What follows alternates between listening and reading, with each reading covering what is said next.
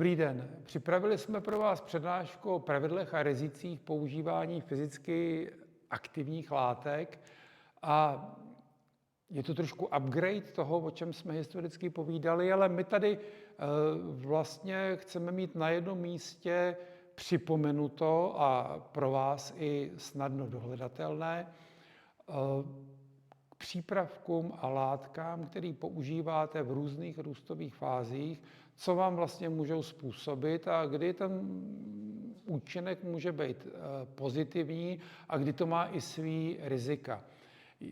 Tahle přednáška je vlastně první polovina, taková ta víc teoretická, a jsou tady z toho celkového objemu, co pro vás připravujeme, a vlastně obecně o všem, co budeme povídat, tak to budou momenty, které mohou nastat. To neznamená, že praktickým vedení porostů a v průběhu počasí a stavu porostů nastávají.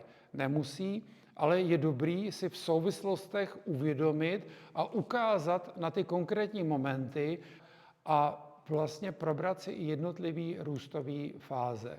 Používání fyziologicky aktivních látek není složitý. Je to vlastně takový ten kufřík, který vy máte k dispozici, kde máte různé nástroje a jde fakt jenom o to v těch důležitých momentech nezatloukat hřebík šroubovákem. O nic jiného asi nejde.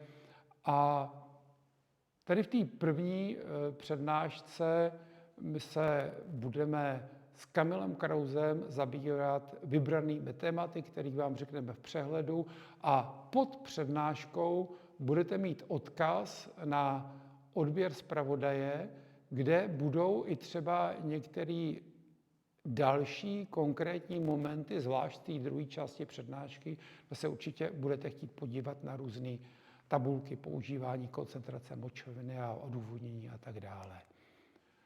Pod tím videem dále najdete výrobkový videa Energenu, kde se můžete v klidu jako v knihovně dohledávat ty účinky. Potom další skupinu videí, kde budou popsaný historicky natočený videa, jak se chovají rostliny v jednotlivých růstových fázích, částečně nějaký plodinový videa, rozebraný videa s protistresovými účinky, jaký fyziologický účinky má jednotlivá výživa do detailu a práce s energií a několik zajímavých příkladů z praxe. No a těmhle odkazům vlastně bude mít smysl se vracet, když si budete chtít srovnat myšlenky v daném konkrétním případě. No a já bych teďko pozval na plac Kamila Krause, takže já tě vítám před kamerou. Já zdravím, děkuji za pozvání. A my jsme si pro vás na úvod připravili takový sumář fyziologicky aktivních látek, i když popravdě řečeno, o všech látkách z tohohle seznamu tady teď povídat nebudeme. Část si vlastně necháme do té druhé půlky, jako třeba práce s dusíkem, morforegulaci a tak dále. Jsou to témata, kterými se dlouhodobě zabýváme. Je tu teda jejich nějaký výčet. Část budeme probírat dneska, část, jak říkáš, příště v té spíš agronomické části. A jdem na to. Budeme určitě ukazovat i grafy, jak se dá ovlivnit práce rostliny s vodou v půdě. Celkově o vodu, s tou vlastně my se velmi zabýváme, že jo? Snažíme se jak udržovat vodu v rostlině ve stresové fázi, tak se snažíme s tou vodou pracovat i v půdě, když ji ta rostlina k dispozici má, nebo naopak ji má moc. Vyhnat ten nadbytek. Přesně tak, takže na to se určitě podíváme. Zase fytohormony jako takový. A prekurzory jejich, protože není fytohormon jako fytohormon. A zároveň můžeme, když chceme, aby fungoval v delší době, tak si tam přidáme nějaký prekurzor. Ale nebudeme tady mluvit o všech fytohormonech, protože hodně. A v praxi to nemá zas tak velký kyselina abscisová, v praxi určitě nemá uplatnění. Ona by měla, kdyby šla levně syntetizovat. Kdyby šla vyrobit, tak by to bylo tak skvělý. By to bylo skvělý, ale jako prostě z toho důvodu se tady o ní bavit nebudeme. Látky s finálním hormonálním účinkem, huminové látky, extrakty z rostlin. Velmi důležitý, stále používaný víc a víc. Ano, a hlavně v ekologickém zemědělství, kam se to celý směřuje. protistresové látky proti suchu na zadržení vody v rostlině, ovlivňují i zasolení nebo schopnost rostlin pracovat i, řekněme, ve vyšších koncentracích solí.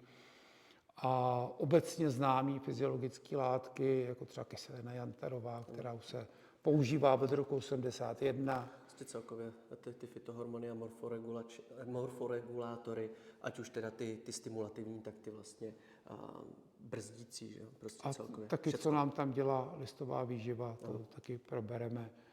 No a teďko na začátku bychom chtěli říct několik slov k apikální dominanci. Bylo to trošku dilema, jestli být dřív o hormonech nebo o apikální dominanci, protože apikální dominanci tvoří hormony, ale zvolili jsme apikální dominanci. Takže vlastně ten princip je určovaný hormonálně. Ano, výhoda toho je, děje se to přirozeně. Pokud máme, že jo, prostě vzrostný vrchol u mladé rostliny, tak nám vzniká vyšší obsah těch látek, které vlastně podporují apikální růst, takže že jo, dochází vlastně k nárůstu. Sekundárně vlastně podporují tvorbu cytokininových sloučenin, které... To znamená, že z apikálu vlastně, nebo z těch vzrostných vrcholů, nech může být víc, jdou auxiny do kořenů, Přesně tak. větví kořeny. A tím čím větší máme kořeny, tím víc máme cytokininu, který nám zase tvoří potom a větví nadzemní naše, část. to hezky ruku Takže je to vlastně, čím jsou košatější kořeny, tím se nám víc větví nadzemní část, hlavně v té rané fázi Pokud vývoje. je to správně všechno, tak to tak je. A naopak. Ano, přesně. Dobře. A je to daný i prostorem, který kolem toho je. A Což je důležitý, protože vlastně pokud my máme zahuštěný porost, tak i tím, že ty rostliny vlastně tvoří těch fytohormonů určité množství, ale jsou blízko u sebe, tak se navzájem stimulují, že jo? Dávají si navzájem ten impuls fytohormonální a o to rychleji vytahují. Takže zase my, když jim dáme ten prostor víc od sebe, tím vlastně hezky mohutnějí, vlastně jsou jakoby vydatnější potom spíš v tom cytokininovém růstu, než v tom apikálním. to si mluvil vlastně o těch interakcích rostlin mezi a sebou. vlastně mimo jiný, když mají ten prostor a udělají větší objem kořenů, tak produkují víc cytokininů a podporují třeba u pšenic odmnožování a tak dále.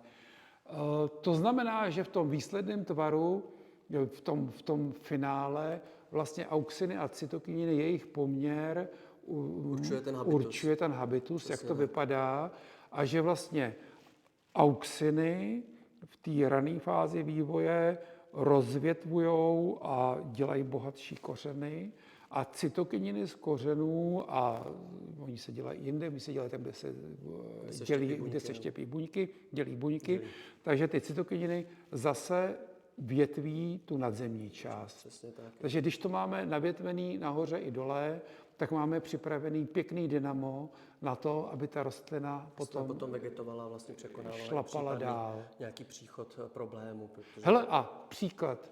Vysokou apikální dominanci, třeba když si vezmeme stromy, tak má třeba topol.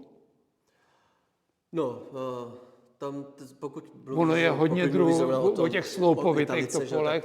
Nedávno jsem viděl mongolský pouštěl krásně větvený, široký topoly, to ne.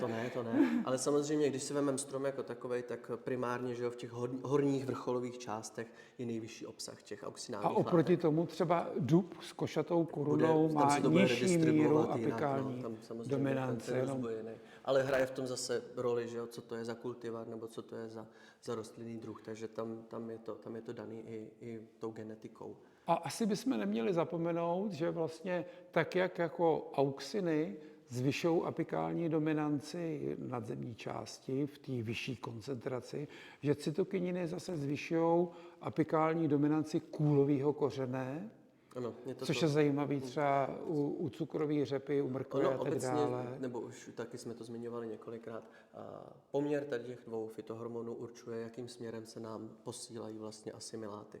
Takže pokud chceme přitlačit do tvorby klasu, dáváme něco, co podporuje apikální růst, že pokud chceme podpořit růst zase toho kulového kořene například, tak podporujeme látkama z toho typu. Takže jde o to, co chceme po té rostlině, co má dělat, a podle toho volíme ošetření. A pokud se rostlina dostane vlastně do nedostatku dusíku, fosforu a do sucha, tak se začne ještě regulačně sama produkovat strigolaktony, který budou vlastně mít trošku jakoby auxinový účinek a budou odhazovat to nadbytečný. Chová se to podobně, může to dořeďovat ten porost, vlastně má to tendenci hnát tu rostlinu spíš do té fáze zrání, že vlastně, že jakoby nouze.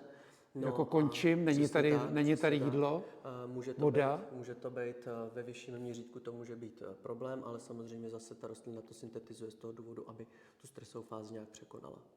No, když jsme tady vlastně říkali, co nám může ještě tu apikální dominanci ovlivnit, tak samozřejmě aplikace různých látek, to se budeme zmiňovat dál, ale určitě i mechanické narušení toho apikálu, to asi bude hrát velkou roli, že to podporuje větvení. Celistvost rostliny, vnější, vnitřní. Pokud se jakýmkoliv způsobem něco naruší, ta rostlina na to reaguje. Začne vyrábět jiné látky, začne je jiným způsobem redistribuovat, tím pádem bude nějak růst. No a určitě stres bude ovlivňovat apikální dominanci. Že bude narušovat tu celistvost hormonální. A pro zemědělskou praxi on má velice často třeba ten nedostatek nebo nadbytek vody, on má vlastně tak trochu auxinový účinek.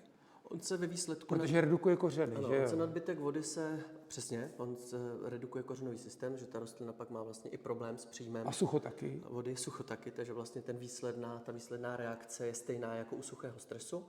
No a tím pádem zase to vytváří nějaký ten přibližný auxinální efekt.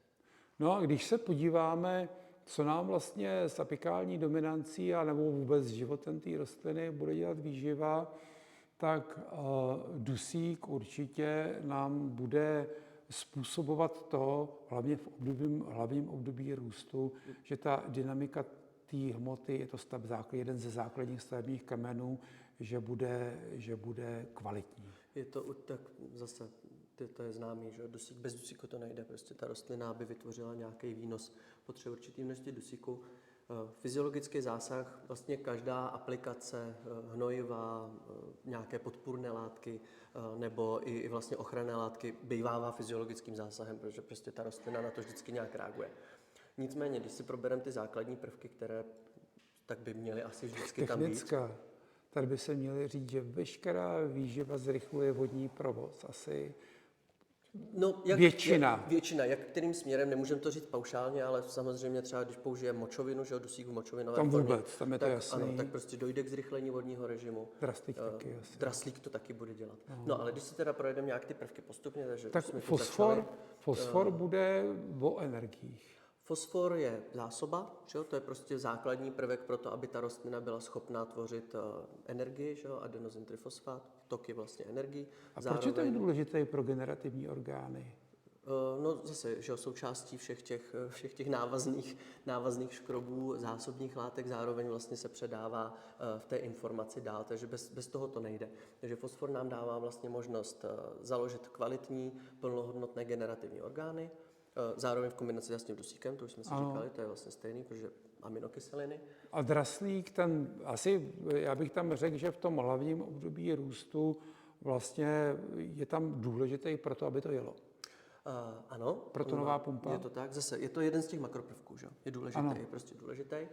Zároveň, jak říkáš, protonová pumpa a zároveň vlastně už je i zjištěno, že on pomůže překonávat suchý stres. Po určitou dobu vlastně on drží fotosyntetický cyklus. Ale nesmíš ho poslat na maraton. Ale ano, není to protistresová látka, je to látka pomocná, pokud k němu přistupujeme jako k fyziologické aplikaci, nikoliv čistě výživové. Na kratší dobu. No, pak je tam sírat, prostě prvek, který dřív bývával všude, ale co se odsířily vlastně elektrárny, tak může být i v nedostatku, takže se hodí taky, že? Protože je to taky jeden ze stavebních kamenů. Ale hlavně, když tam ta síra není, tak příjem a zpracování dusíku, řekl bych, že jede tak na půl plynu. Je to horší. Je součástí všech těch cyklů. No. Pak tam máme hořčík. Důležité, že centrální atom chlorofilu. No. Bez toho to nepůjde, prostě fotosyntéza bez něj nejede. Pak důležitý, to už nejsou teda ty jako velké prvky, jsou jejich zapotřebí méně, je to třeba mangan. Jo, ten se dává hlavně v odmnožování z toho důvodu, že on usnadňuje odbourávání auxinu, takže vlastně ty rostliny začnou odmnožovat, nemají tendenci na Takže snižuje apikální dominanci. Druhotně snižuje vlastně apikál. Na rozdíl od zinku, který jít mírně zvyšuje. že zinek se zapojuje vlastně do glykolátových cyklů, takže do tvorby vlastně těch generativních orgánů jako takových. A zinek vlastně ještě navíc ovlivňuje i vývoj pilových tetrád vlastně u všech rostlin, včetně pšenic, že jo, Je co to si tam budeme prostě povídat. všechno, ta enzymatická reakce tam prostě je. To samý měď taky, že jo, pro zdravý vývoj klasu prostě je dobrá měď, když tam je. A zároveň taky může fungovat jako mírná protistresová látka, protože ona pomáhá vlastně v suchém stresu. Zvyšuje schopnost vlastně přijímat vodu z půdního profilu, ona zahušťuje nějakým způsobem vlastně buněčné roztoky, takže ten sací tlak je lepší. No a zlepšuje práci s dusíkem, zvlášť při nižších teplotách, že jo, to je tam jako důležitý.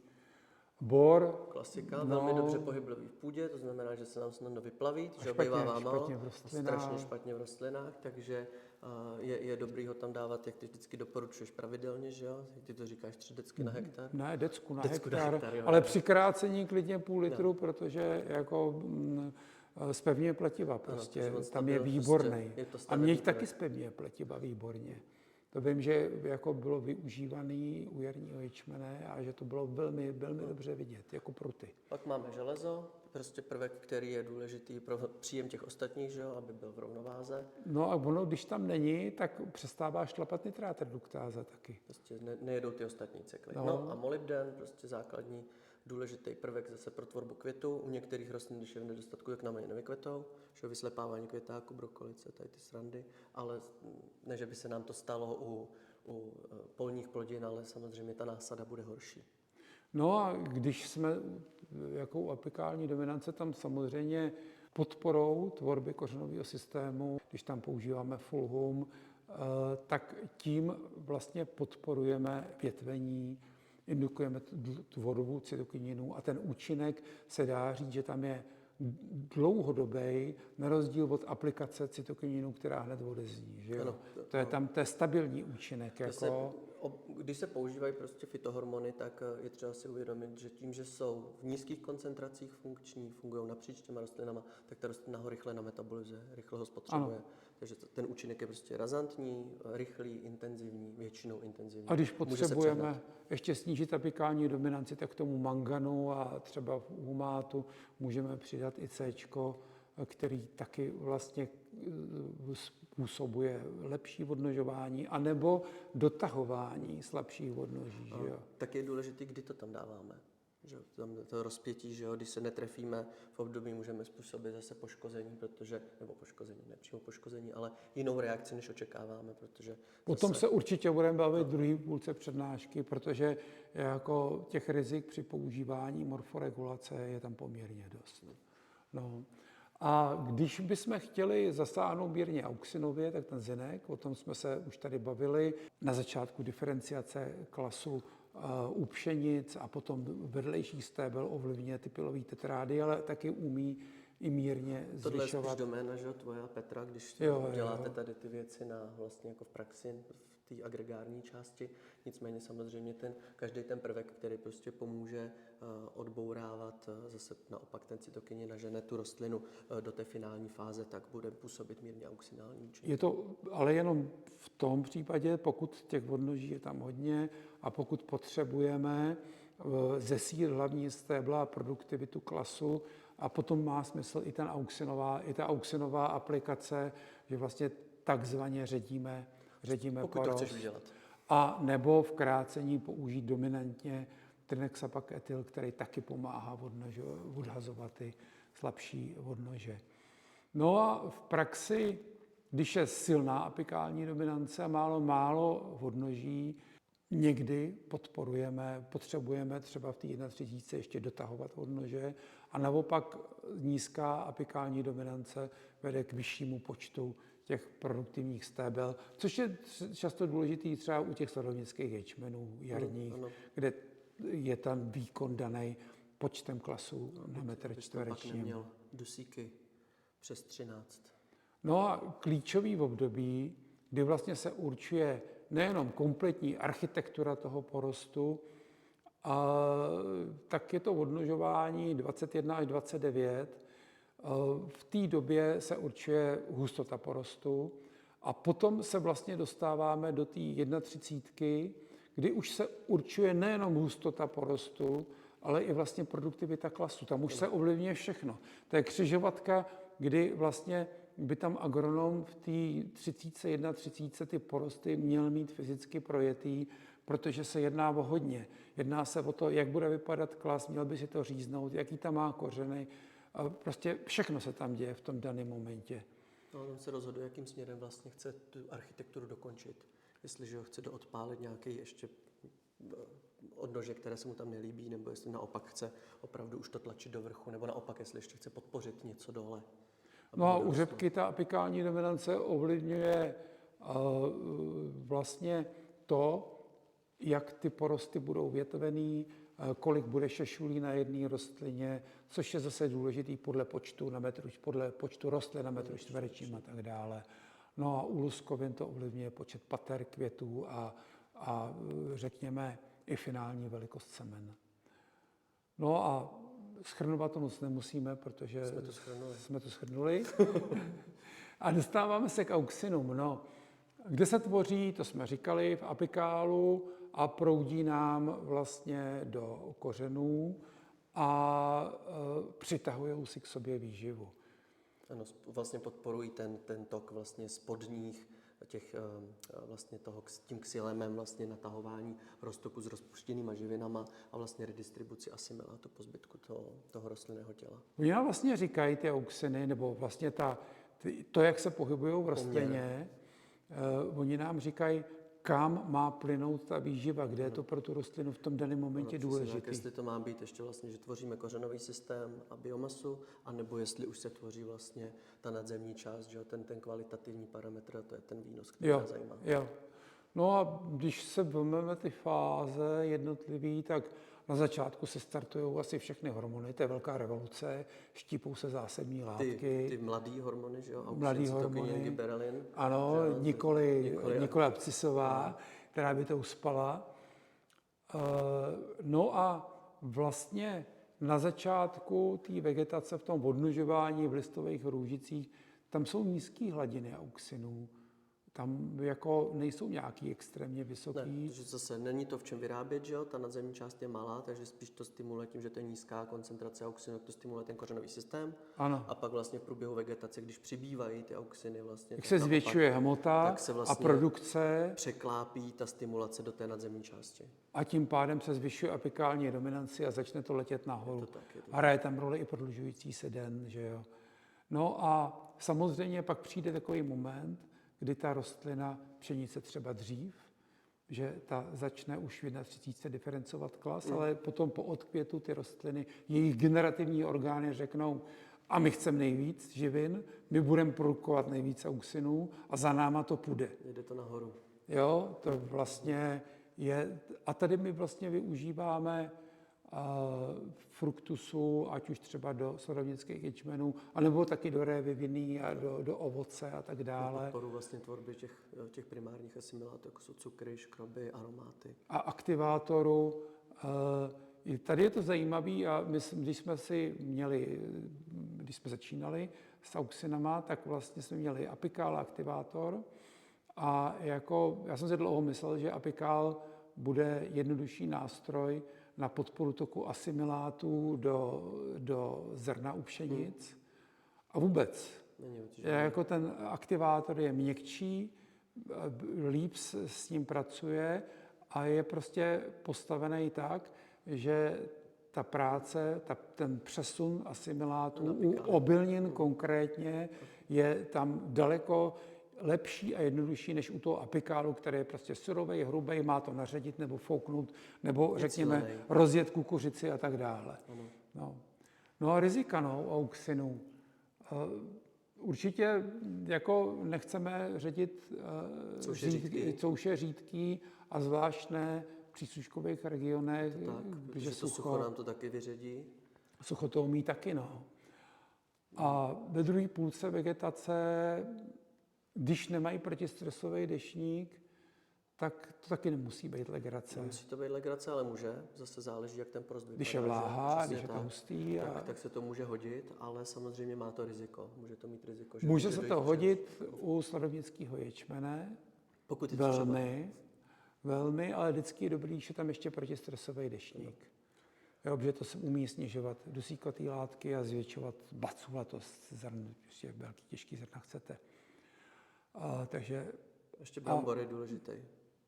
Protože brambory se zkazíte jenom jednou, pak už to přesně umíte. tak, pak už to je dobrý. Protože brambory vlastně v momentě, kdy zastaví růst stolonů, tak jako těma auxinama, když do nich šahnete, tak to není hezký. Ano, může přestat růst hlíza, začne znovu růst stolon a máme krásný korále.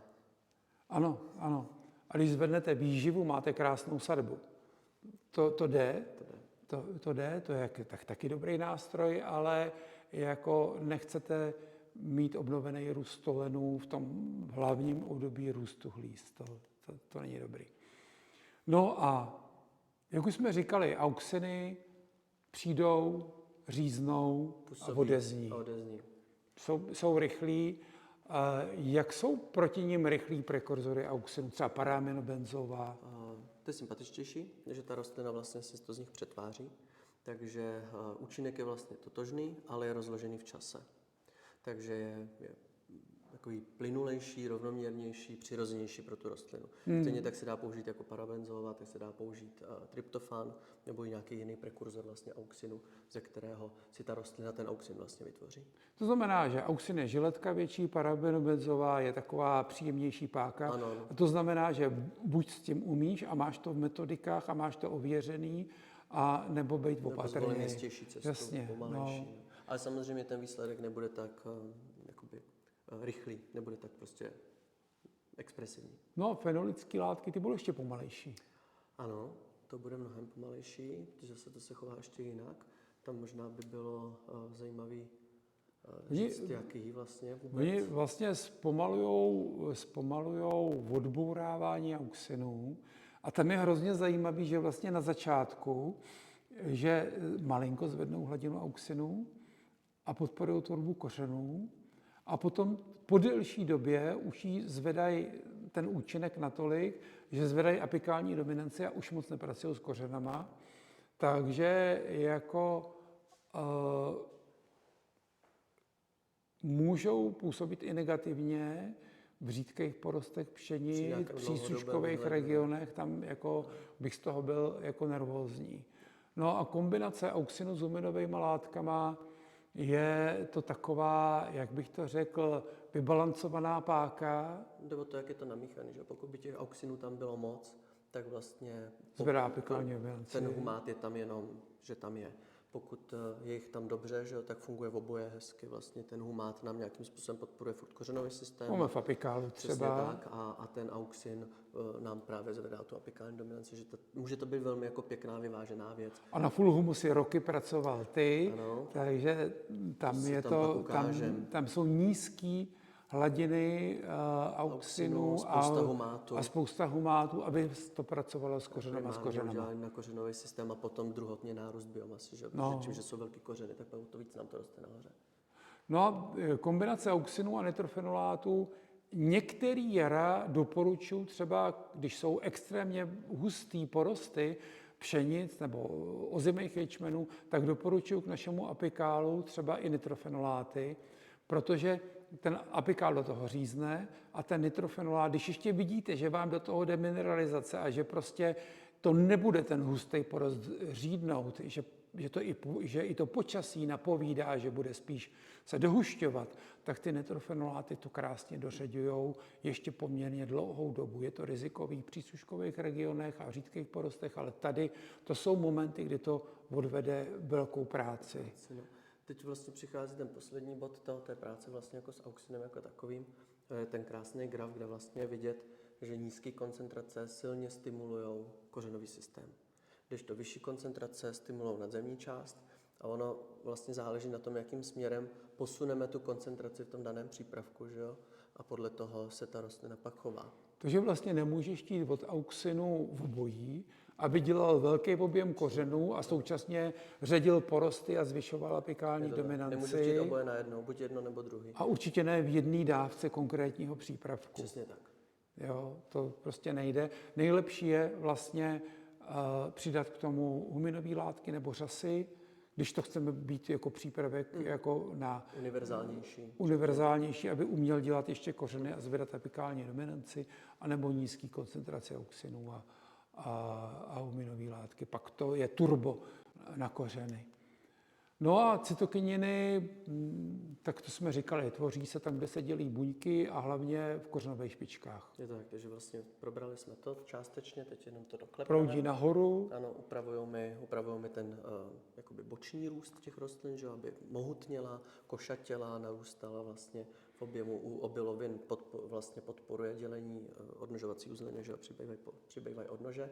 Zase jejich využití je velmi jako zajímavé, když potřebuji porosty zahustit, ale zase pokud vlastně přijdou v nevhodnou chvíli, tak naopak mi můžou snížit schopnost té rostliny plnit to zrno, že vlastně mi to dělá slámu. A jsou výborný, když je voda. Ano, to taky. To je velká frajeřina. No. Prostě A když jsem životní rostliny, tak vlastně na začátku jsme říkali, všechny ty hormony mládí se tam rozběhnou, včetně cytokininu.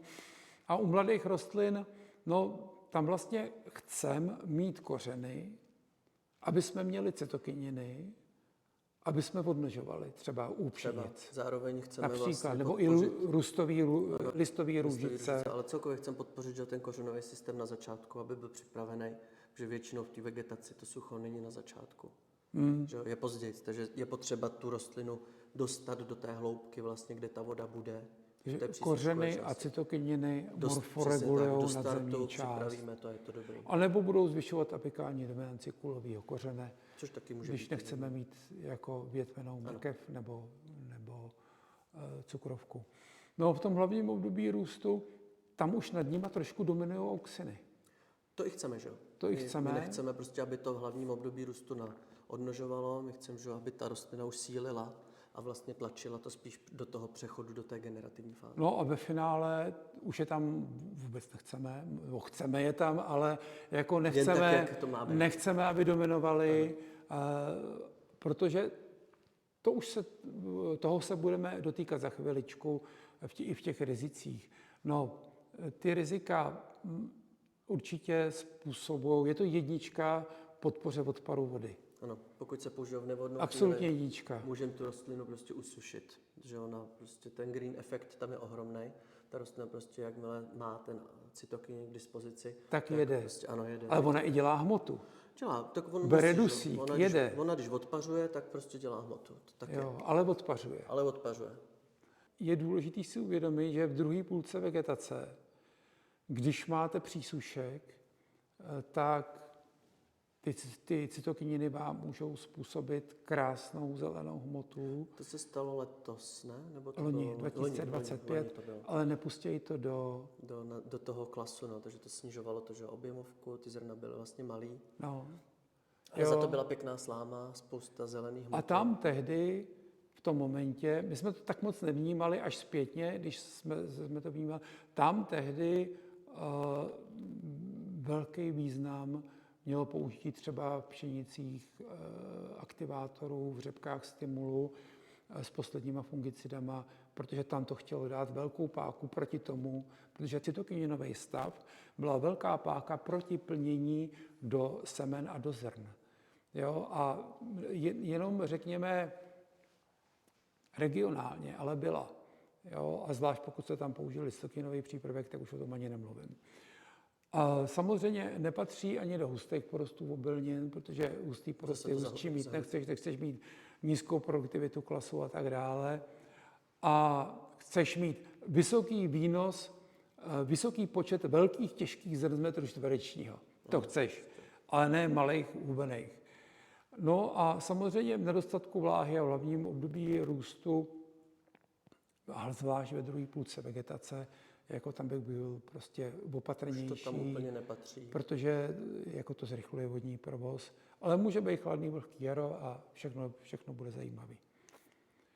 No a ty výrobky s cytokininovým přípravkem, tak určitě, já když vemu náš foliár, to je prostě žiletka, která řízne, ale odezní. Zase je to stejně jako to auxin, že to prostě fytohormon, běžně se s ním ta rostlina setkává. takže ona ho rychle nametabolizuje, rychle ho spotřebuje. Ale jejich účinek je prostě dramatický. No, je tam zvětšení listové plochy, zvýšení koncentrace chlorofilu.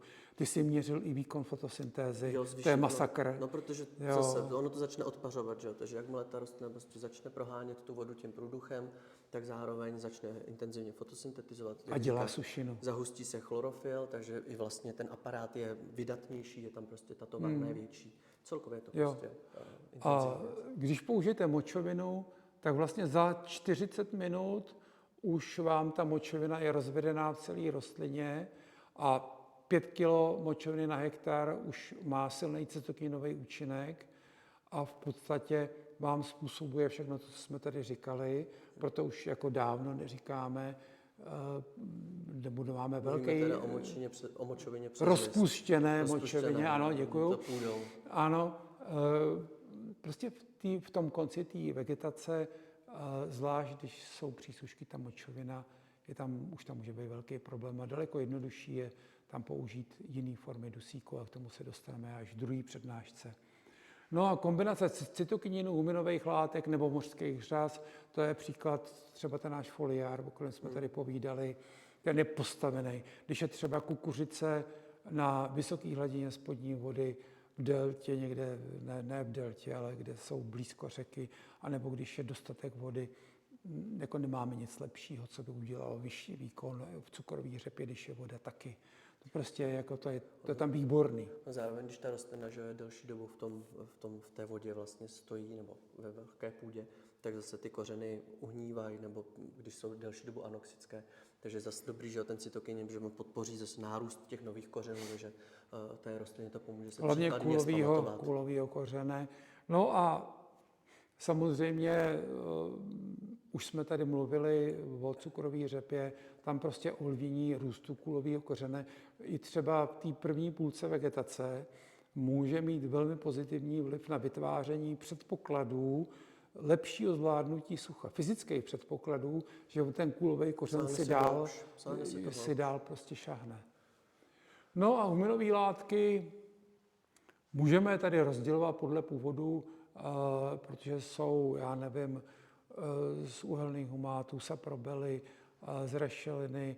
Nám se vlastně dlouhodobě nejvíc osvědčily huminové látky získávané ze dřeva. No, těch zdrojů je mnoho, každý se chová trošičku jinak, ale plus minus stejně. Ale obecně vlastně ten přínos je většinou pozitivní. Vlastně vždycky dochází k nárůstu té hmoty potom druhotně. A ta rychlost a princip působení, tam to je měkčí a pomalejší. Ono chvilku trvá, než ty kořeny se jako udělají. To ano, on to má pozitivní vliv, že jo, i na mikrobiální život, prostě ten humát jako takový, že celkově prostě ta rostlina jako posílí, že jo, naroste, takže ten účinek není primárně jako léčebný nebo jako aktivní, že bychom tam dali aplikaci a ono to něco udělalo, ale on ta rostlina jak naroste víc, tak vlastně my ji připravíme jakoby dlouhodobější prací na nějaké těžší podmínky. A to jemné kořenové vlášení spolupracuje, kooperuje líp s těma bakteriemi, je tam výborná výměna potom výživy za energeticky bohaté látky, které zase jim dává ta rostlina. A samozřejmě huminové látky spíš snižují apikální dominanci. Oni mají jako lehce cytokininový vlastně účinek. No, tím, že s prostřednictvím těch kořenů vlastně, že dělají bohatý kořeny. I když já se přiznám, že když jsem je kdysi zkoušel doma, tak jsem je napálil vysokou koncentraci na papriky a oni taky umí zvednout apikální dominanci, měl jsem z toho metly. Jo? Takže jako ano, extrémně vysoká, ale to nikdo nedělá, takže o tom se nemusíme bavit. No a co je tam u nich velmi zajímavé, tak to jsou ty pokusy Karla Říhy, který ho zdravíme, že vlastně ovlivňují i bazibetální proudění. Ano, to on zjišťoval nebo dělal dlouhodobě. Vlastně pokud se užívaly tady ty látky, tak vlastně docházelo opravdu k vyššímu příjmu vlastně prvků naaplikovaných do půdního profilu. Což je zajímavé i u fungicidů, třeba u řepky a tak dále. Takže se to prostě nestrácí, ale vlastně ta rostlina to využívá. No, vztah k výživě, to jsme tady už trošku říkali, že prostě ten velký objem kořenového vlášení zlepšuje kooperaci. A i ten bazibetální ano. Celkově to má pozitivní vliv. No a pokud bychom se vzali život té rostliny, tak na klíčení mají huminové látky vždycky pozitivní vliv. Tam prostě udělá to, ty s tím dělal testy, zkoušky. Pokud se to nepřepálí, tak to má pozitivní vliv, to samé v těch prvních fázích vývoje. Prostě humáty patří do prvních fází vývoje, potom je lepší přejít vlastně k jiným látkám, anebo aby tam byly v takové koncentraci. Nebo aby už tam nebyly tak důležitý, aby tam byly jako doprovod. Třeba v hlavním období růstu je dobrý, když třeba v našem stimulu, když umí pracovat ještě ten stimul s jako kořenama. Jako pomocný nosič vlastně. S těma kořenama, ale potom jsou tam látky, které dělají objem hmoty a práci s dusíkem a zadržení vody v rostlině a tak dále. No a huminové látky pro vývoj generativních orgánů v podstatě jako tady už tak velký vliv jako nevidím.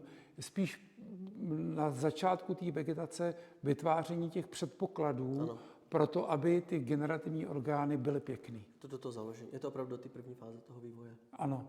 No a rizika určitě nechcete si přehušťovat huminovými látkama, už hustý porosty obilnin v oblastech humidních, kde víte, že vy nebudete mít sucho, takže jako tam určitě jako huminové látky nepatří. Určitě ve druhé půlce vegetace, když nemají protistresový deštník, taky by uměli zvýšit odpar vody, ale není to žádný velký drama. Není to tak ostrý, takže tam... A hlavně neměli by tam být, že jo? Neměli by se tam dávat jako primárně. A určitě by neměli chodit v nějakých vysokých dávkách, třeba společně s auxinama do hlavního období růstu těch brambor, kdy se tvoří ty hlízy. Můžou tam přijít 2krát předtím třeba, to není problém. V růstu stolonů, tam je to pecka, ale jako pak už jako by to chtělo, jako je, když je velká perioda, taky radši nešahat u pšenic. A no. taky budete pak určitě rozebírat té druhé části. Tak, to je moje práce, ano. Tady ty jsi dělal vlastně na těch kořenech kolik let? Myslím si, že co jsme začali, takže 2010. Jo. že to velmi dlouho. A končili si někdy 2025 jsme to uzavírali. Tak jsme to uzavírali, takže měli jsme několik generací Fulhumu. Tady vlastně na tom grafu je vidět kontrolní varianta bez aplikace Fulhumu v suchu. Pak je tam vlastně už zrušený Fulhum do roku 2023 používaný a Fulhum 25, což je teda nová generace. Není ten skok o tolik, ale vždycky to jde někam posunout. A ty jsi tam vlastně sledoval nejenom to, jaká je tam dílka těch kořenů, což je tady uváděný, ale v objem té hmoty. Byla tam i ta hmotnost toho kořenového vlášení. Takže cílem bylo prostě, jak teda natáhnout ten kořen v suchu, což u toho starého Fulhumu jsme měli nějakých těch skoro 48 cm vlastně v profilu. No a ta 25 už má přes 48 vlastně centimetrů. Já si nepamatuju už vývojovou fázi, ve které jsme to sklízeli, ale je to prostě krásně prokořeněné až do velkých hloubek. A šlo o to, aby tam bylo čerpadlo. Přesně tak, aby tam bylo čerpadlo. A komunikace s těma bakteriemi, jemný kořenový vlášení. Také, když pak prostě přijde zase, jak jsem říkal před chvílí, když přijde přísušek, tak v těch hlubších vrstvách pravděpodobně ta voda ještě bude, takže když už tam ty kořeny budou, tak o to méně musí si sahat níž. Ano, přirozeně. Nemusí hrabat. No a extrakty z rostlin, určitě bych začal extraktama z mořských řas. Ty řasy, které jsou dlouhodobě ve stabilním prostředí, pracují s kořenama, podobně jako huminové látky. Ale ty řasy, které jsou vlastně odliv, příliv, velký rozdíly teplot, ať už jsou tady dva hlavní producenti, kteří jsou fakt dobrý, ať už je to Acadian Plant Limited a Brandon irský na dvou stranách Atlantiku.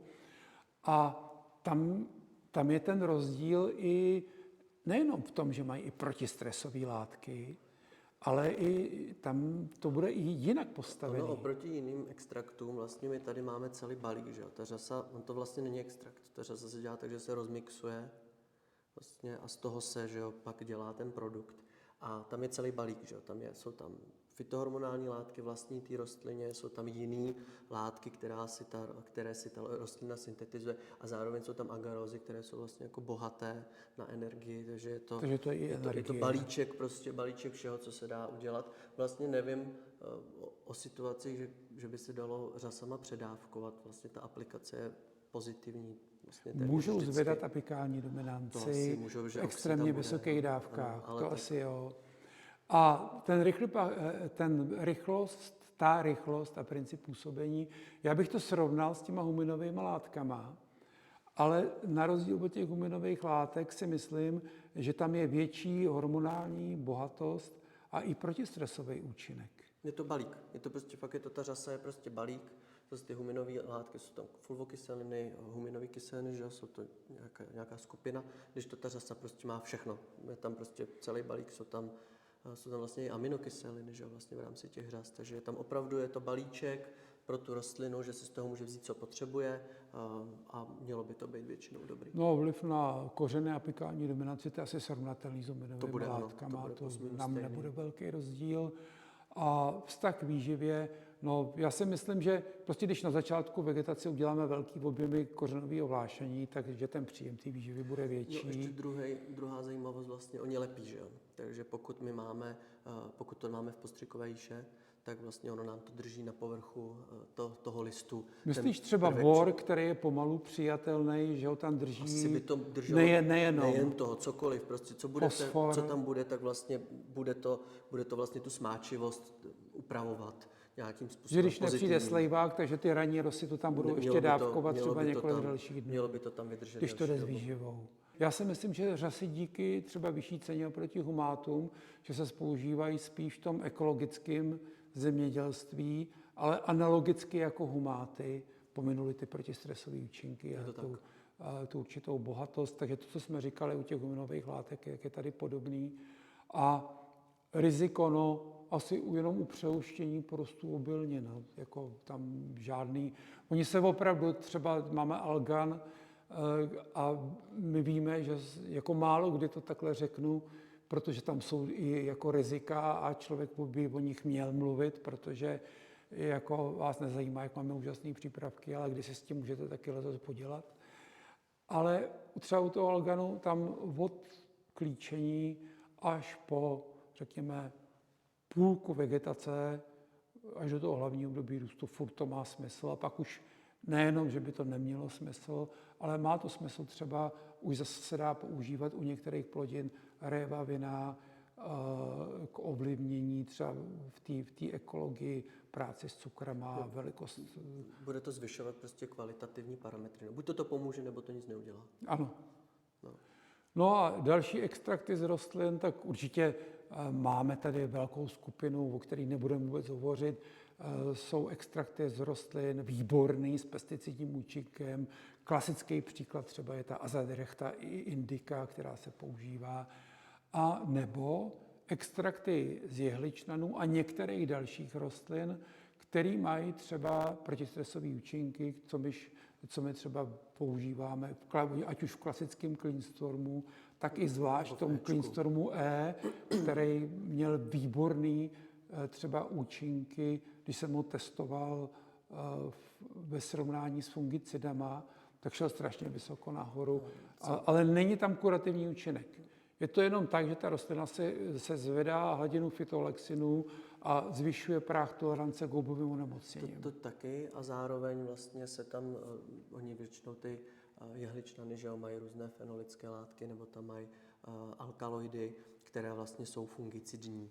Takže ono to má potom i jako ten účinek, že když tam nějaká spora začíná klíčit houbová, tak ono jí to taky to neudělá dobře. No, taky to neudělá dobře, takže ono to prostě pomáhá těm rostlinám tomu patogenu se bránit.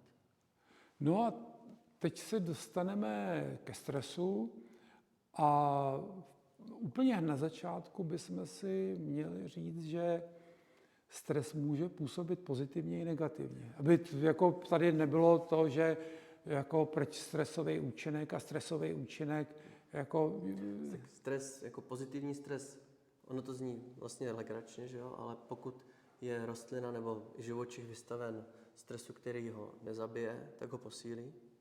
Takže to samé u té To rostliny, znám. to známe všichni. To znám. Takže pokud máme toho stresu přiměřené množství a je to jenom krátkodobá záležitost, tak právě přesně, že jo, určitá míra sucha nastimuluje v té rostlině tendenci tvořit dlouživý růst kořene, bohatší kořenový systém, takže vlastně jí pomůže vybudovat aparát, který jí pomůže překonat případně ten stres, pokud se opakuje. Pokud je ten stres dlouhodobý, To znám taky. to znáš taky, ale furt žiješ, takže dobrý, tak to buď to tu rostlinu poškodí, to buď to teda kvalitativně, anebo kvantitativně, anebo v oboje. Jo, takže samozřejmě, anebo jí to zabije. Takže může tam nastat i tady ta situace. Takže není stres jako stres, ale samozřejmě ideální by bylo, kdyby tam ten stres nebyl vůbec. Určitě ten vliv na kořeny a na apikální dominanci jsme říkali, to sucho. Sucho nebo naopak přílišné zamokření podporuje to vlastně apikální dominanci, že ten projev je plus minus stejný, byť teda způsoben úplně něčím jiným, že žene nám to nahoru. Ale prostě tam nejsou kořeny, které by kořeny, produkovaly ano. cytokininy. Urychluje to dozrávání prostě, nebo naopak už to ani neumožní dozrávání. No a co to dělá uvnitř? Uvnitř to dělá zase narušení, že jo, nějaké té fytohormonální rovnováhy. To znamená, že ta rostlina nebude syntetizovat látky tak, jak by je měla syntetizovat normálně, ale bude se spíš mít tendenci vyrovnávat. Pokud to bude krátkodobě, bude mi to snižovat kvalitu, pravděpodobně, že jo. A bude to asi i spotřebovávat zásoby energie. Ano, přesně tak, bude to spotřebovat nějaké zásoby energie a to se zase nějak projeví, takže může to být nižší cukernatost, kdyby jsme byli třeba u cukrové řepy nebo u révy, nebo bude nižší objemovka, protože vlastně těch škrobů nebude tolik, takže to zrno nenaroste do toho objemu, do jakého bychom chtěli a tak dále. No a ten výsledek taky záleží na tom, kam to tu rostlinu trefí.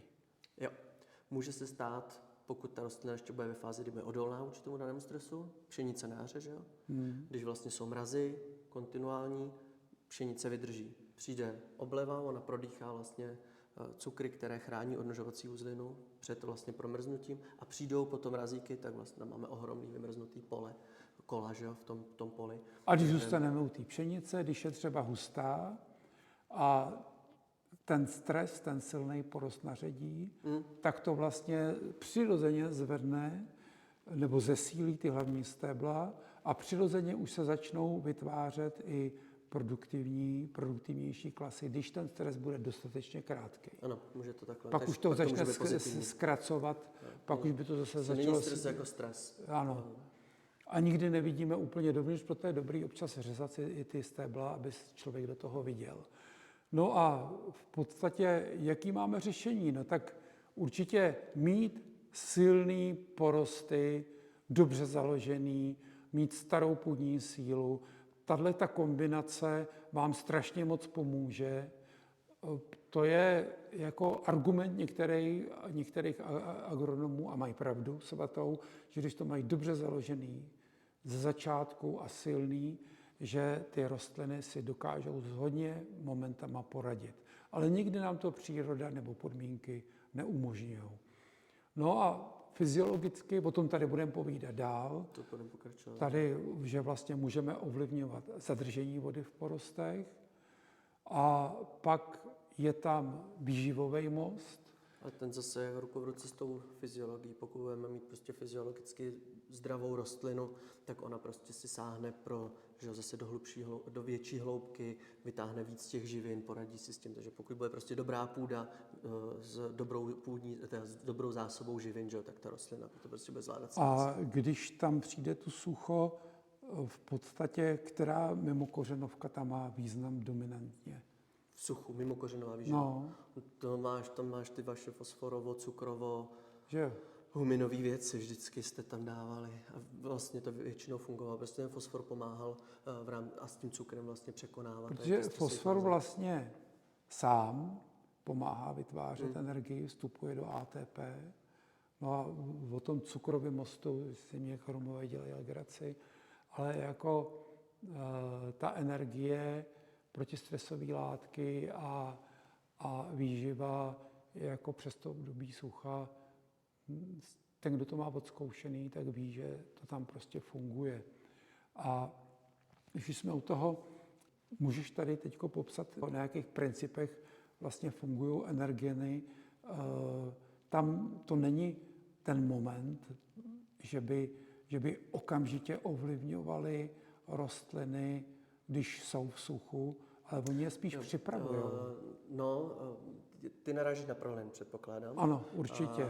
Jde o to, že vlastně ten princip, jakým my fungujeme, tak my vytváříme u těch rostlin informaci. My vlastně nějakým způsobem říkáme té rostlině, jak se má bránit. Takže my... Citlivost.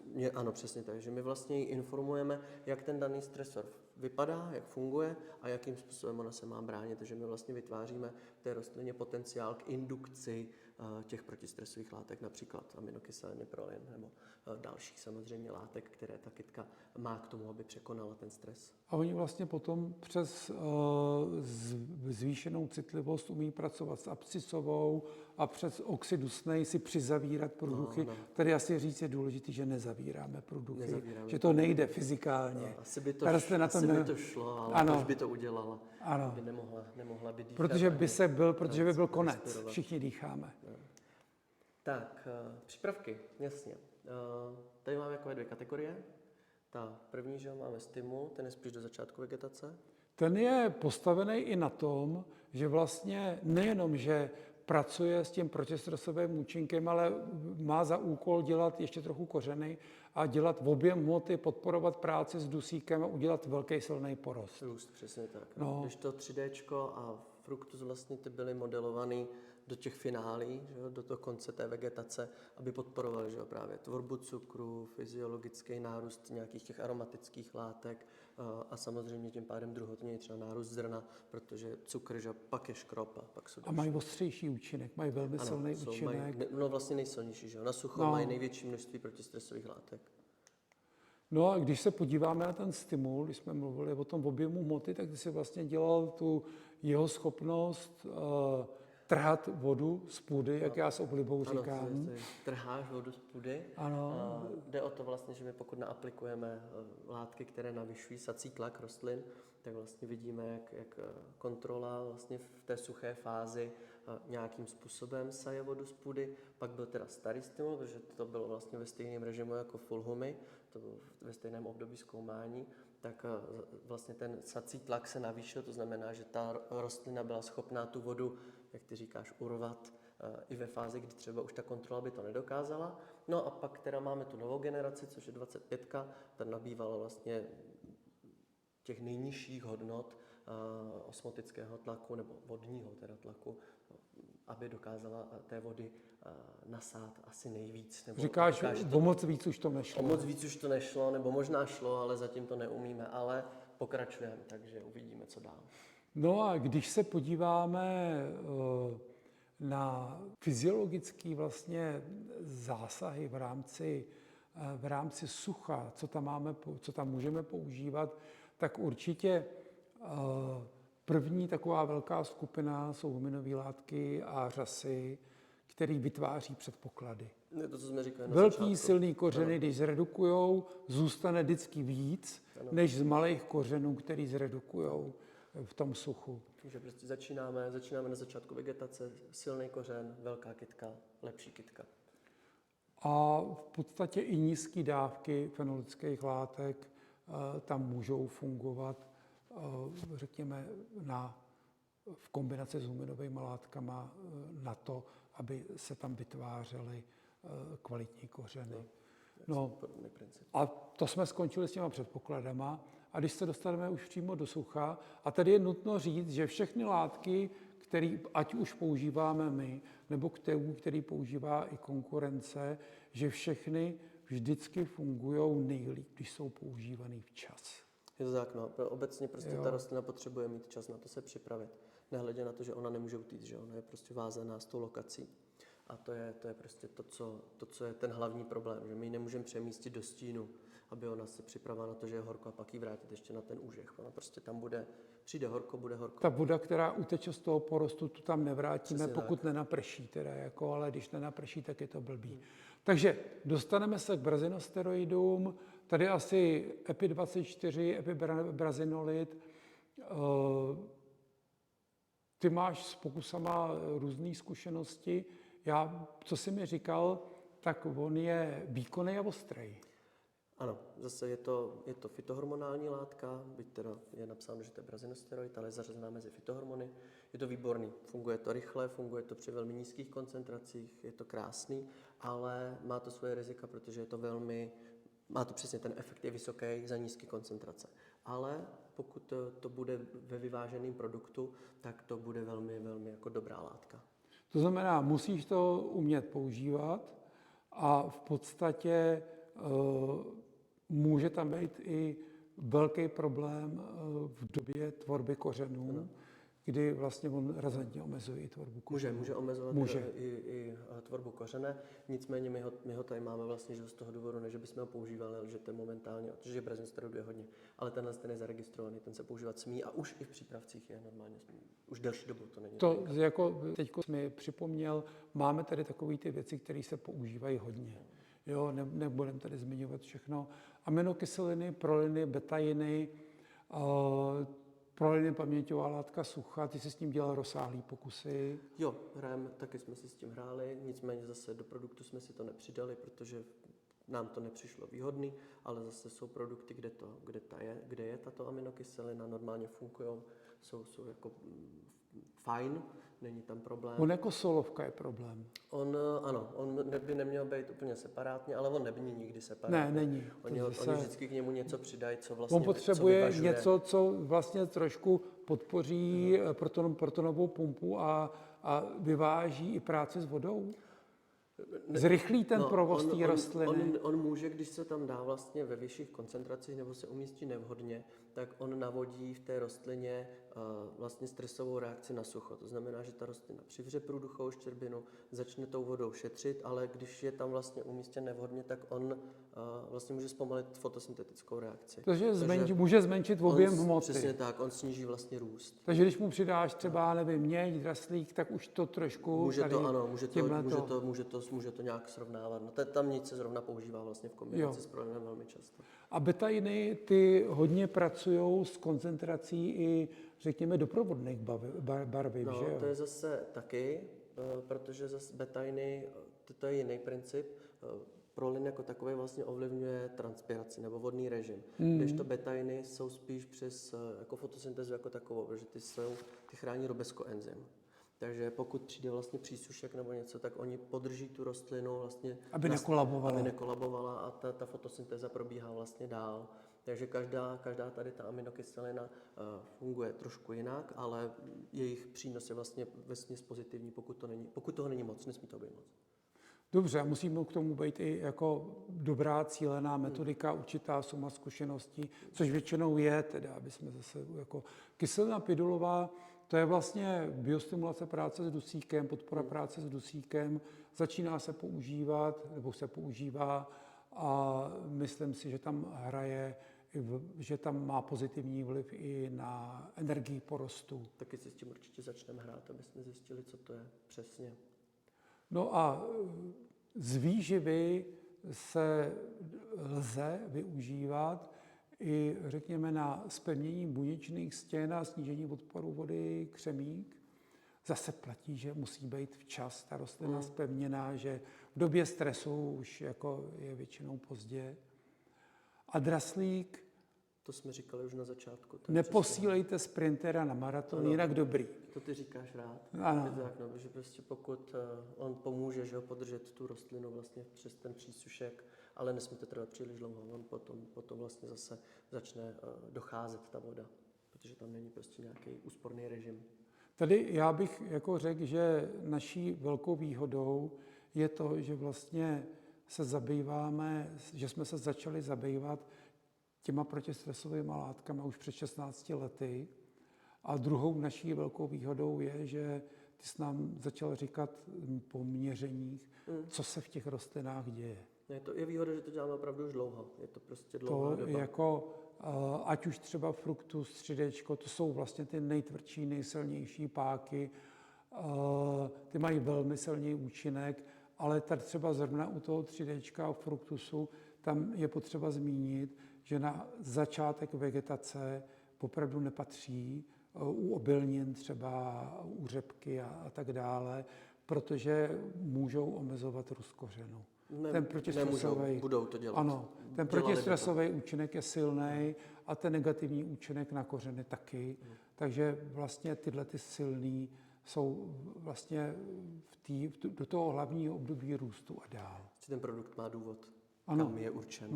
Má to logiku. Má to třeba ve Fulhumu tam používáme úplně jiný typy protistresových látek s prodlouženým účinkem, s měkkým účinkem, který vlastně byl velmi sledovaný na to, co to dělá s kořenama. Stejně tak i u toho aktivátoru, jako tam jsme taky velice sledovali, aby to bylo vyvážené.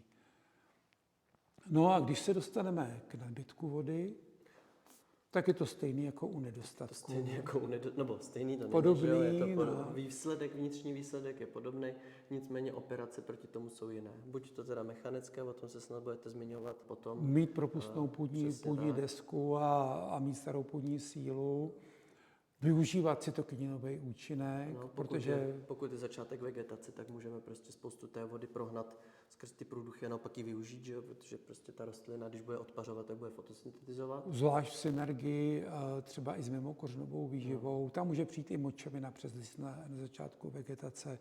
No a samozřejmě cukry, protože když ty rostliny stojí kořenama ve vodě, teď je jedno, jestli to je na podzim nebo na jaře, tak oni dejchají kořenama. A pro ně je strašně energeticky náročný v nadbytku vody dejchat. A vy vlastně cukrem jim vyřešíte jeden z jejich největších problémů, a to je jejich energetický stav. Tady vlastně pro ten nadbytek vody tam můžeme doporučit už Energen Fulhum, který pomáhá pracovat s kořenama, nebo spíš regenerovat ty kořeny, anebo foliár. Foliár, víte, že moc často nedoporučujeme, ale že když přijde rok, tak si stoupnu před kameru a řeknu a teď jde to do aktualit a má to význam a opravdu ty účinky jsou potom výborný. Teď se dostaneme k práci s cukrama. Kdy pracovat s cukrama? Když je tam nějaký energetický problém, ať už jsem říkal teď nadbytek, nedostatek vody, když je ten porost rozbitý, poškozený, spálený, popálený, nespálený, a nebo když ve finální tvorbě výnosů to fakt ocení, jako třeba pšenice s posledním fungicidem. A ty jsi tady dělal pokusy s fruktusem? Ano, já jsem dělal pokusy s fruktusem na vlastně podporu tvorby cukerných cukerných produktů, v tomhle případě u cukrové řepy. Zase máme tam nějakou vláhovou jistotu, pak tam máme variantu v suchu a variantu s aplikací fruktusu ročník 2003 a 2025, protože zase říkám, to byly ty roky, že jo, kdy jsme se snažili vytvořit jakoby to vylepšení těch produktů. A když je dostatek vody, tak ty cukry se tvoří velmi ochotně v té hmotě. Přesně tak. Pokud je prostě ta rostlina spokojená, tak vyrábí. No, pak když teda jsme ji měli v suchu, to je ta kontrola sucho, tak to znamená... Tak tam ona tu energii spotřebovala ano, pro sebe. Prostě to, co vyrobila ta řepa, tak zase prodýchala, protože potřebovala vlastně překonat to suché období. 23, tam je vidět teda, že zase v té první... Že jsme pomohli prostě potom v tom suchu. No a pak, když máme tu 25, tak tam jsme vlastně dali novou složku a je to vlastně ve výsledku se to chovalo úplně stejně jako kontrolní varianta, což je fajn. O kousíček lepší, ale statisticky neprůkazně, ale prostě dobrý. Je to v rozptylu, takže je to stejný jako kontrola. Jo. Je to prostě jedno, jestli ta kytka byla jako v suchu, kontrola s vodou. Přesně tak, jako kontrola s vodou. Takže jedno, jestli to bylo v suchu, nebo jestli to bylo ve vláhové jistotě, ale prostě ty cukry to vyráběly. Nás tady zajímají ty oranžové sloupky, protože ty jsou vlastně po tom období sucha. Jak se ta rostlina s tím ve finále vypořádala a kde vlastně skončila. Ano. No, modrá je začátek a červená je konec.